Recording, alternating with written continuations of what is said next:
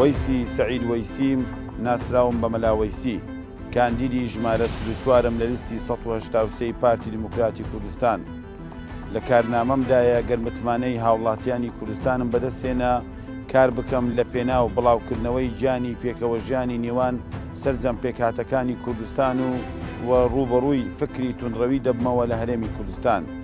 لە ڕابردوودا لە دەڤەری سۆران کە شوێنی کارکردنم بووە لەم پێناوەدا کارم کردووە، توانیومە خزمەتێکی زۆر لەو بوارەدا پێشکەش بە هاوڵاتیانی خۆشەویست بکەم.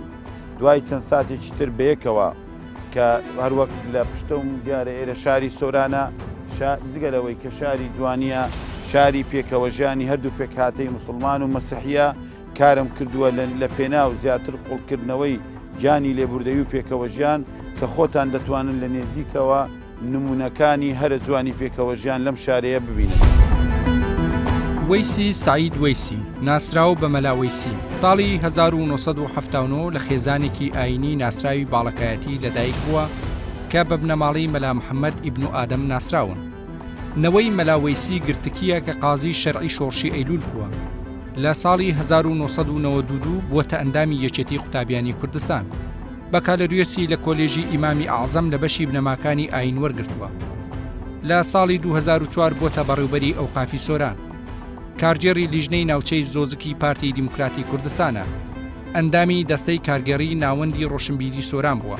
ئەندامی دەستەی دامەزرێنەری سەنتەری زانایانە بۆ کاروباری ئاینی. ڕۆڵی هەبووە لە قوڵکردنەوەی پێکەوە ژیان بەتایبەتی لەگەڵ مەسیحەکانی سنووری سۆران کە ئاینی دووەمی دەڤەرەکەیە.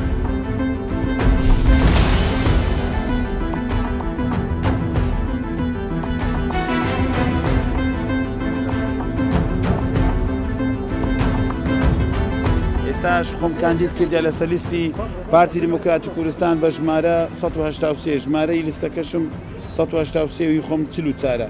پێت باشە لە داهاتوو چی بکەم؟ نەسیحەت و ئامۆژگاری و ڕێنماییەکانی جەنابەت چییە؟ چی بکەم باشە؟ چاکەت کردێت چاتر بکە خەراتر مەکە چاویشم لە هەموو خزم و کەسەکانە ڕێیە خۆ بدەنێت.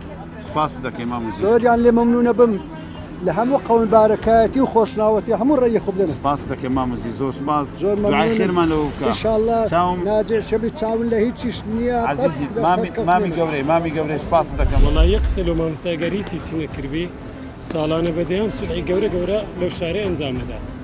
ئاخوێ خەڵک دەنج پێ بکات.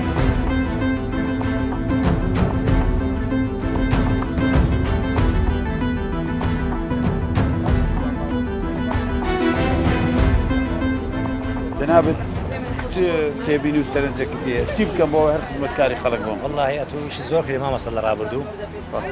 وەڵا زاد ئینسانێکی چکابرا گوتی پێویست ناکات بۆمان سەنات بکەیت شت کردیە لەو خەڵکی ئینشەڵا سەرکەوتووە مامۆستا.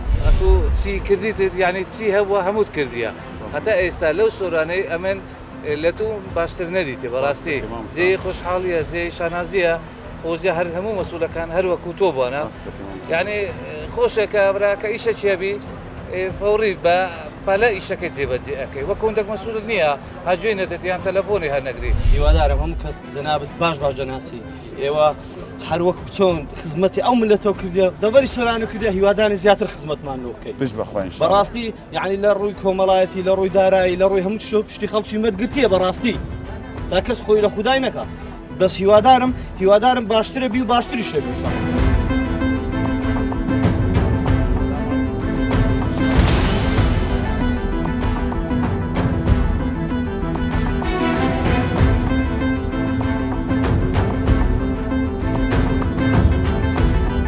کاندیدم لە لیستی 183 پارتی دیموکراتی کوردستان بە ژمارە 44 گەرمتمانی هاوڵاتیانم بەدەستێنا جەنابەت چ تێبینی و سەرنجێکت هەیە چی بکەم بۆ ئەوەی لەسەر ئەو بەرنامەیە بەردەوام بم؟ بەڵێ تێبینی من ئەوە یعنی هەر بەڵێنێک کە دەدەن بە خەڵکی لەسەر ئەو بەڵێنە بەردەوامن یعنی جێبەجێشی بکەن لە هەر ئەوەیە هیوادی سەرکەوتووە. سپاستان دەکەیت. دکتۆر جەنابەت چۆنی؟ سەحەتت چۆنە؟ حال و ئەحواڵت باش ئینشاڵڵا وەزت چۆنە؟ زۆر سپاس دەکەین دکتۆر جان. مەمنون چاوت ماز دەکەم. ئینشاڵڵا خزمەتێکی باش بکەی لە مەودووە. زۆر سپاس دەکەم. وەکو بڵێن ینی کەسێکی جیاواز بلەوانی کە چوینە بەڵا چکە بەڕاستی هەندێک کەس زۆر بەڵێن وشانیدایە بەزەی نەگەیاندیە بەڵام پێم خۆشە ئینشاڵڵا ئەمن ئومێدم بە جەنابتە لەبەرەوەی کارەکان شاهیدی چیگوتی بەڵێنەکان سەرکەوتوب ئینشاءڵڵا ژیری پشتیوانی گۆ زیاتر سوورترمان دەکات لەوەی لەسەری بەردەوام بین خۆشەویستی سەرکەوتوب ئینشاءڵڵا.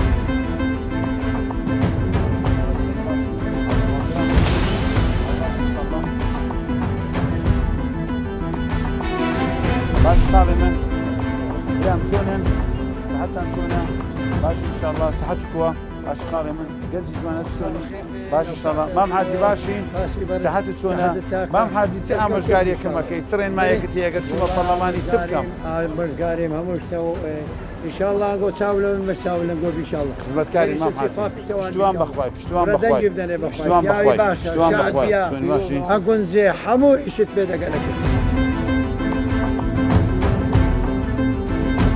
کاندیدم بە ژمارە 44 لە لیستی 183 پارتی دموکراتی کوردستان گەر متمانەی خەڵکی کوردستانم بەدەستێنا چۆن بتوانم خزمەتی خاوان پێداویستی تایبەتی وەکو جەنابتان بکەم چی بکەم چکەم و کورتێک هەیە چ لە یەکتان هەیە چی بکەم باشە بۆ ئەوی بتوانم لەوێ خزمەتتان بکەم بەڕێزەگەلا پەرلەمان دەرچووی یعنی معاشەکەی مەکەمە بیتەوە 150 کە هەر باشە ئینشاءڵڵا دڵنیا بە لەوەی داکۆکەری مافەکانی ئێوە دەبم چکە ئێوە بە نرخترین سەرمایان لەم کوردستانە شایانی ئەوان بە هەموو شێوەیە خزمەتتان بکرێت دڵنیا بە لەوەی ئینشاڵڵا خزمەتتان دەکەین.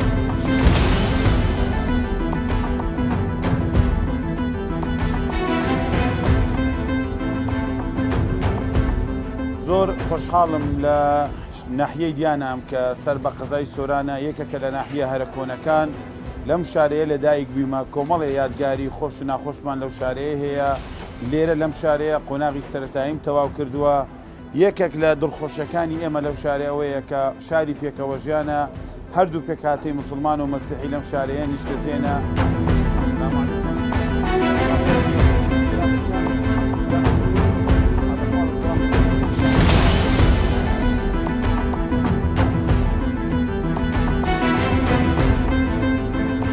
من کاندیدم بە ژمارە 44 لە لیستی 183 پارتی دموکراتی کوردستان گەر متمانەی ئێوەم بەدەستێنا دڵنیا بن لەوەی نوێنەرایەتیتان دەکەم و هەوڵیش ئەدەم ئەو سیما جوانەی لەم شارەیە کە شاری دیانایە یاخود لە دەڤەری سۆرانەیە کە سیمای پێکەوە ژیانی ئاینەکانە هەوڵ ئەدەم کاری لێ بکەم بۆ ئەوەی زیاتر قوڵتری بکەمەوە و تێکەڵاوی وانەکانی خوێندنی بکەم لە ناوەندەکانی خوێندن. پێم خۆش بوو تێبینی و سەرنجی ئێوە وەربگرم لە داهاتوودا لە پاڵ ئەمەدا کار لەسەر چی بکەم بۆی ئەمڕۆ حەزم لێ بوو لەگەڵ هاوشاریانی خۆم لە دیانە دید و بۆچوونەکان وەربگرم. کاک نەزار جەنابەت چ تێبینی و سەرنجێکت هەیە و پێت باشە کاری داهاتوومان لە پەرلەمانی کوردستان لەسەر چی بێت؟ ئەتوانم بڵێم یەکەم کەسی کە بناغەیەکی پتە و دانایە مابینی مەسیحیەکان و مسلمانەکان پێکەوە ژیان ئەوە زۆر زۆر گرنگە. زیاتر ئەمانەوەی بەڕاستی ئێتیمان بە چینی گەنجان بدرێت زیاتر کار بۆ گەنجان بکرێت هەر وەکو کاری شت کردووە دەستخۆشیت لێ ئەەکەین بەڵام ئەنەوەی زیاتر پێ داوا دەکەین هەندێک کەموکوڕی هەیە لە بواری خزمەتگوزاری لە ناحێدیان ناحێکی زۆر کۆنا بەڵام ئەگەر تەماشایکە خزمەتگوزارێکە بە پێویست نییە چ لە ڕووی ئاو چ لە ڕووی جادۆبانەکان و چ لە ڕووی ئیشەکانی تر داوەڵە جەنابتان دەکەین لە ڕێگەی ئێوە ئەگەر بوونە دەرچوون بۆەوە ئیشاڵە سەرکەوتوش دەبن کە ئاوڕێک لەو شتە بدەنا بۆ ئەو خەڵکە دەبەریدانە.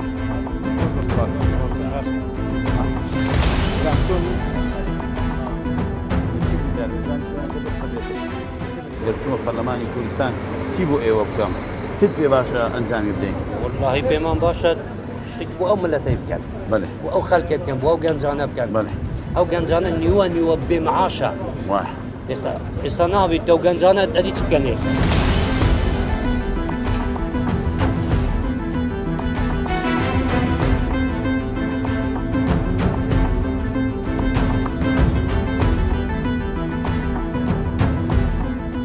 تۆکو کەسایەتێکی ئەو شارێ و کەسایەتێکی دیانە کە شارەزای ئەم شارێ ئەم شارە هەمیشە شوێنی پێکەوە ژیان بووە هەردوو پێکهاتەی موسڵمان و مەسیحی لەم شارە پێکەوە ژیانی بروتە سەر من یەکێک لە بەرنامەکانم ئەمەوێت ئەو کەلتورە جوانەی لەو شارەی هەیە بتوانم بیبەمە شوێنەکانی تر لە پاڵ ئەمەدا چیت پێ باشە بیکەین؟ والله پێم باشە مامۆستا خەرقی مەسیحی ئستامانەکەی دەرگانە بەڵێ خەرکی دیانە زۆر سۆزی گەوتو متوانێت پێ دەدەن بە هەموو شتێک ڕێزی و تایبەتی تێ دەکرێت. زۆر سپاس عەزیزی.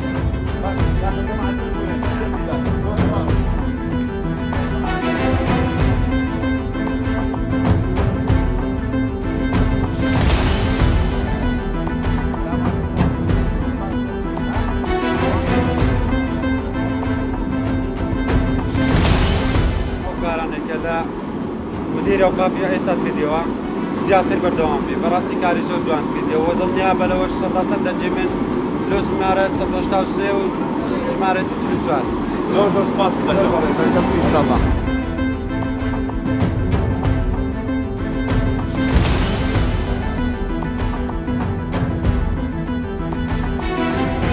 السلام عليكم. برام چۆن باشە؟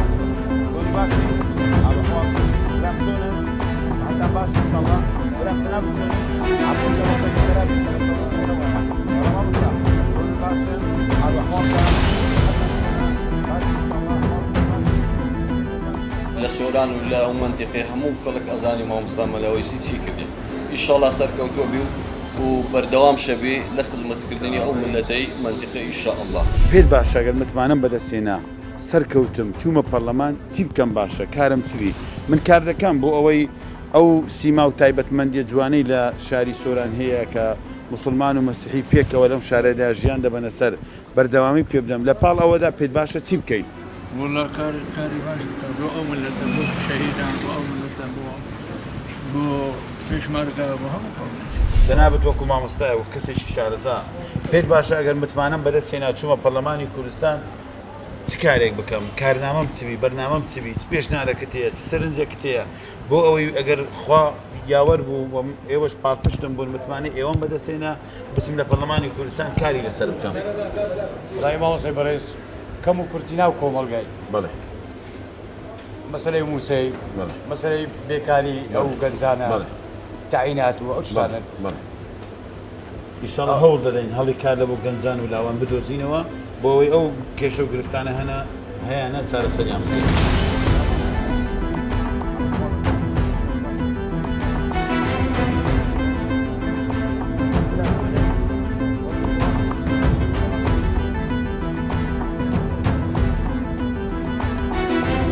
پێت باشە لە سیکتەریەوە کە سیکتەرێکی زۆر گرینگە بواری تەندروستی پەیوەستە بە ژیانی تاکەی کۆمەڵگا چی بکەین چۆن بتوانین لەو بارەدا خزمەتی هاوڵاتیان بکەین سەرنجت تێبینیت پێشنیارە چییە؟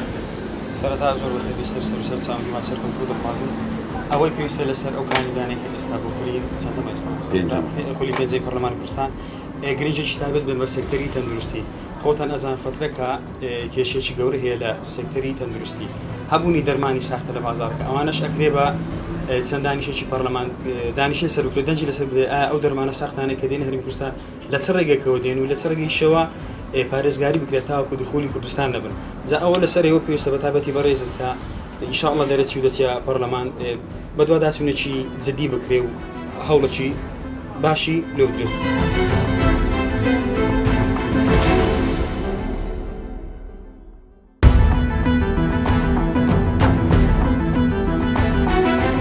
کوردستان هەر لە دێر زەمانەوە لانکەی شارستانیەت و مەڵبەندی پێکەوە ژیانی گشت ئاین و ئاینزا و نەتەوە جیاوازەکان بووە بە درێژایی مێژوو سەرڕای شەڕ و شۆڕ و تاڵان و کاولکاری هۆز و نەتەوەکانی تر بۆ سەر ئەم ناوچەیە کەچی کورد لەم خاکەدا بەردەوام داکۆکی لە یەکتر قبولکردن و هەڵکردن لەگەڵ ئەویدیدا کردوتەوە. ئەم تایبەتمەندی وای کردووە کە لەسەر ئاستی جیهاندا کورد وەک بوونەتەوەیەکی لێبوردە و کوردستان وەکو خاکی پێکەوە ژیان بناسرێت. ئەمڕۆ لە کوردستاندا مەسیحی و مسلمان و یەزیدی کورد و سریانی و ئاشووری و تورکمان و کلدان و عەرەب لەسەر بنەمای ڕێزگرتنی هاوبەش لە خۆشی و ناخۆشی و لە جەژن و کارەساتەکاندا هاوچارە نووسن و هیچ کاتێ تۆوی دووبەرەکی و ڕقوکینە نەیتوانی بەری پێکەوە ژیانی هەمووان تاڵ بکات. سەرڕای ئەوەی ئێستا عێراق و ناوچەکە بە قۆناغێکی مەترسیداری ململانەی تائیفی و مەسەبیدا تێدەپەڕێت و ڕۆژ بە ڕۆژ شەڕکردن لەسەر شوناسی بەرتەسکی خێڵکی و تائیفی تونتر دەبێت، بەڵام گەلانی کوردستان هەم لەسەر ئاستی کۆمەڵایەتی و کولتوری و ژیانی ڕۆژانە و هەم لەسەر ئاستی فەرمی و لەناو دام و دەستگاکان بێ جیاوازی و هەڵاواردن خاوەن ئەرک و مافی وەک یەکن. ئێستا سەرڕای دەیان کێشەی گەورەی ئابووری و سیاسی کە هەرێمی عێراقی گرتوۆتەوە و ململانی سیاسیەکان بوونەتە هەڕەشە بۆ سەرەکیەکانگیری کۆمەڵایەتی، بەڵام جیهان شایدی ئەوە دەدات کە کوردستان نەکەوتۆتە ناو جێژاوی یەکتر سڕینەوە و دوژمنایەتیکردنی یەکتر لەسەر شوناس، بەڵکو شەبەنگێکە هەموو ڕەنگەکان تێیدا دەدرەوشێنەوە.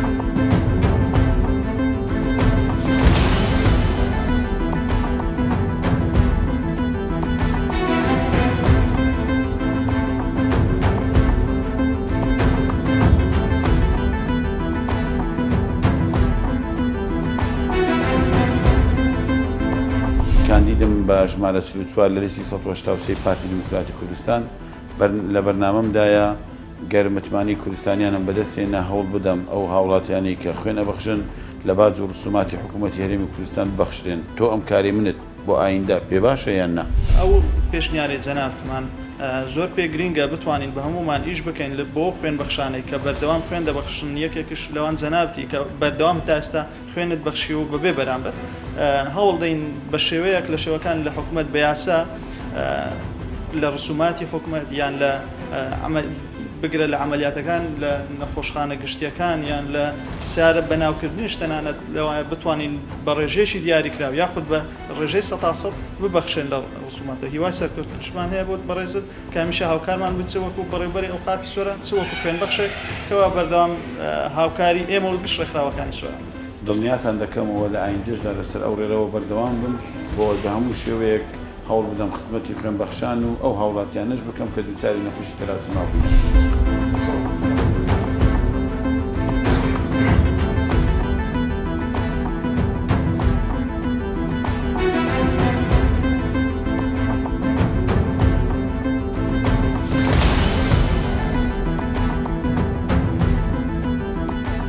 گەر متمانەی ئێوەمان بەدەستێنە مامۆستای بەڕێز هەمان ئەو پرسیارە ئارەستەی برا مەسیحیەکانیش دەکەین چیتان پێ باشە ئێمە لە پەرلەمانی کوردستان کاری لەسەر بکەین بۆ ئەوەی زیاتر ئەو سیما و ئەو تایبەتمەندیی لە هەرێمی کوردستان هەیە لە بواری پێکەوەژیان بەردەوامی پێ بدەین. دیارە ئەو بە تایبەتی لە دەڤەری سۆران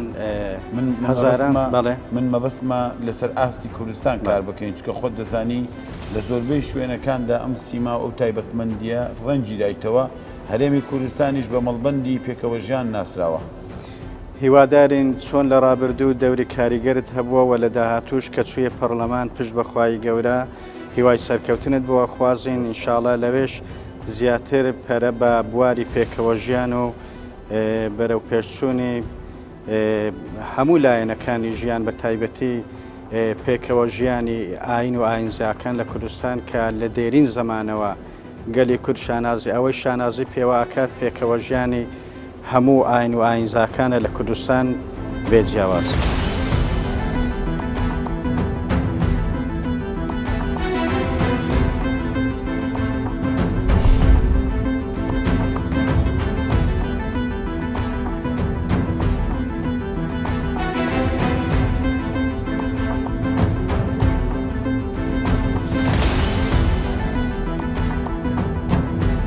بەو پێی پێشتر لە بەڕێوەبەرایەتی ئەوقافی سۆران کارم کردووە و هەوڵم داوە بە هەموو شێوەیەک پەرە بە کەلتوری پێکەوەژیانی ئاینی بدەین. خۆشتان دەزانن لە ڕابردوودا لەو بوارەدا کەمتر خەمیم نەکردووە.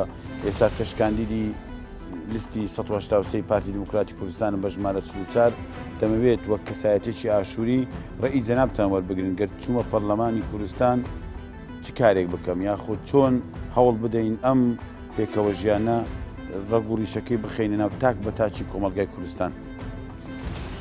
سپاسان دەکەم بۆ ئەو چەکەکردنە بەڵام من بەڕاستی زۆر حەز دەکەم کە هەر ئێستا جەنابەت خۆت کاندید کردووە بۆ پەرلەمانی کوردستان بەدڵ ئاشووریەکانی دیانە زۆر حەز دەکەن کە تۆ سەر بکەوی چونکە خۆت ئەزانی معاناتی ئێمە باش شارەزای ئەو کەم کورتیانە کە لە دیانە هەیە تۆ جەنابێت لە ئێمە شارەزاتری هیوادارم کە سەرکەوی حتمەنیش سەر دەکەوی کە ئەو کەم کورتیانە بە ڕێگەی جەنابتەوە ئەمانە هەموو لە بکە پرۆژەیەک یان بڵین پرۆژەیەک لە پەرلەمانی کوردستان پێشکەشی بکەیت بۆ ئەوەی ئەو معانەتێک کە لە دەڤەری سۆران بەگشتی و بە تایبەتی دیانە با بڵێن دیانە ئەو کەم کورتیانە هەبێ کەم بکرێتەوە یان بتانی حەلێکیان بۆ بدۆزیەوە دڵنیای جەنابەت و هەموو کوردستانیان دەکەینەوە لە ئایندەشدا کار لەسەر ئەم ڕێڕەوە بکەین و هەوڵ بدەین بە هەموو شێوەیەک بایەق بە پێکەوە ژیانی ئاینی بدەین لە هەرێمی کوردستان چونکە کوردستان بەوە جوانە کە هەموو ئاینەکان هەموو نەتەوەکان تێدا خۆیان ببینەوە و لە ڕابردوشدا لە کاتی هێرشی تروریستانی داعش دەرکەوت کە دوژمنی هەموو ئاینەکان دژمنی هەموو نەتەوەکان یەک دوژمنە بۆیە ئێمە یەک چارە نووسین هاوبەشین لە ژیاندا پێویست بەوەیە کە ئەم کەلتورە جوانەی کە بە درێژایی مێژوو باو باپیرانی ئێمە یاخۆتێکێک لە لاپڕەپشنگدارەکانی بزوتنەوەی ڕزگاری خوازی کورد کامیشە شانازی پێوە دەکات پێکەوە ژیانە زیاتر بایەخی پێ بدەین و هەوڵ بدەین ئەم پێکەوە ژیانە بۆ تاکەی کۆمەلگا ڕۆم بکەینەوە بۆ ئەوەی هەموو لایەکمان پێوە پابندی ئەو پێکەوە ژیانە تەنها لە ڕووی با بڵێن ئاستی بەرزەوە نەبێ دەبێ پەروەردە بکرێ بۆ خوارەوە کە بنچینەیەکی جوان دابنین بۆ ئەوەی بڵێن ینی شانازی بەو پێکەوە ژیان حتمما ئێمە شانازی منەیە بەو پێکەوە ژیانە بەڵام دەبێت لە هەموو ڕوویەکەوە ئەو پێکەوە ژیانە هەبێت.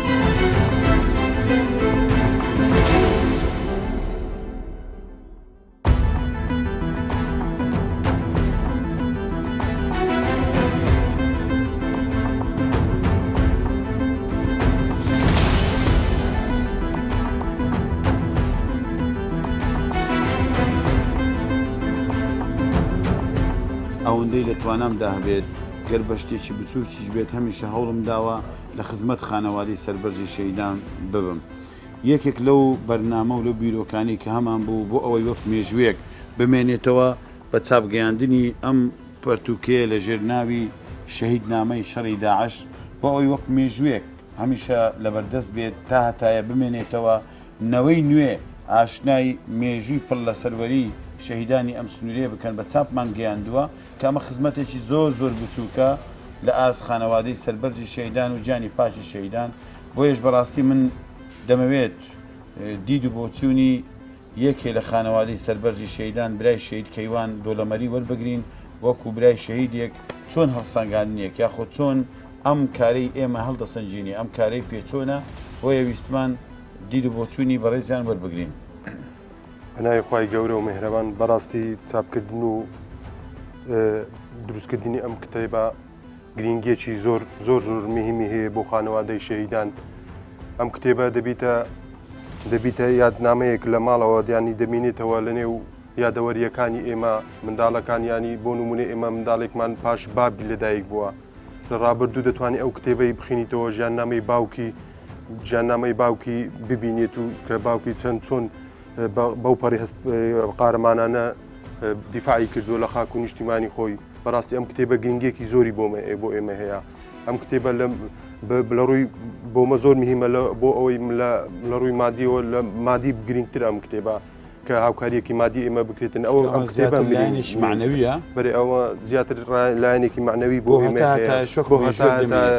وەکو مێژوویەک بۆ ئێمە دەمێنێتەوە کە ڕۆڵەکانی ئەم شەهیدانە دەیخوێنەوە و زۆر سوپاسی مامۆستا مەلاوەسی دەکەین کە ئەم کتێبەی بە چاپ گەیاندووە و زۆر سوپاسی بەڕێز کاک بارز و کاک محەممەدش دەکەین بۆ نووسینەوەی ژیاننامەی شەهیدان.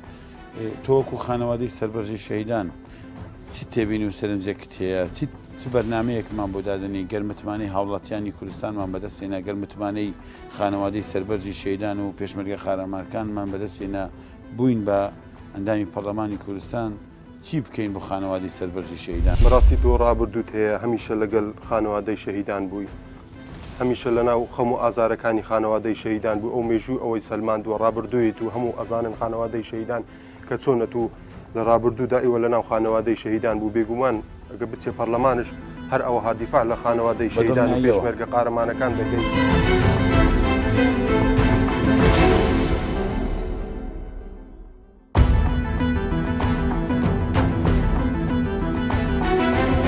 دەرەنجامی گەشتی ئەمڕۆماندا چەند خاڵێکمان لەلا گەڵاڵە بوو هەوڵ ئەدەین بە هەموو شێوەیەک بۆ ئەوەی بابەتی پێکەوەژیان بکەین بەوانەیەکی سەرەکی لە ناوەندەکانی خوێندن بۆ ئەوەی زیاتر پەرە بە کەلتوری پێکەوەژیان بدەین لە ناو تاکەکانی کۆمەڵگادا کار دەکەین بۆ ئەوەی باج و ڕسوماتی حکومی لەسەر ئەو هاوڵاتیانە هەڵبگیرێت کە لە کاری خێرخوازیدا کاریان کردووە بە تایبەت ئەوانەی ڕۆڵیان هەبووە لە هەڵمەتەکانی خوێنبەخشیندا بۆ ئەوەی ببێتە فاکتەرێکی سەرەکیش تا لە هەرێمی کوردستاندا زیاتر پەرە بە کاری خێرخوازی بدرێت هەروەها کار دەکەین بۆ ئەوەی بە هەموو شێوەیەک ئەو متمانەیەی خەڵکی کوردستان بە ئێمە هەیەە بیپارێزین و لە ئاس ئەو متمانەیە دابین کە پێمان دەدەن هەروەها هەموو خەڵکی کوردستان دڵنیا دەکەینەوە کە چۆن لە ڕابردوودا خزمەتکاری خەڵک بووینە هەوڵمانداوە بێ جیاوازی لە خزمەت هاو نیشتیمانیانی خۆشەویست دابین لە ئایندەشدا لەسەر ئەو ڕێڕەوە بەردەوام دەبین و